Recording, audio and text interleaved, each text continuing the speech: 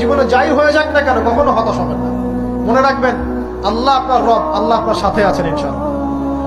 এই সমাজ আপনাকে যেভাবে শেখায়, কিভাবে শেখায়, এই যে স্কুল, কলেজ, ইউনিভার্সিটি, চাকরি, বিয়ে, সন্তান প্রতিপালন, আর তারপর ইন্না লিল্লাহি ওয়া ইন্না ইলাইহি রাজিউন, এই তো শেখায় নাকি?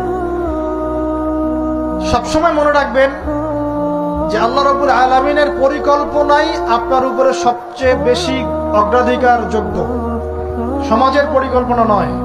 পরিবার আপনাকে চাপ দিচ্ছে, চাকরি পাস না, পড়াশোনা করিস না, হ্যাঁ পড়াশোনায় কেন তুই 80 নম্বর পাইলি না, কেন চান্স পেলি না, কবে চাকরি পাবি, কবে আমাদেরকে দেখবি, খাওয়াবি, পড়াবি, এই যে চাপগুলো চারপাশ থেকে আসে কিনা? এতে করে অনেক যুবক দেখা যায় মাদকাসক্ত হয়, অনেকে দেখা যায় আত্মহত্যা করছে, ইদানিং করছে কিনা ভাই?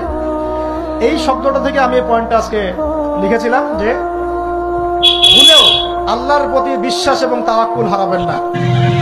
সমাজ যেভাবে শেখায়, সমাজ চারপাশে যে চাপ আপনাকে দিচ্ছে, এই চাপে নিজে গা ভাসিয়ে দিবেন না।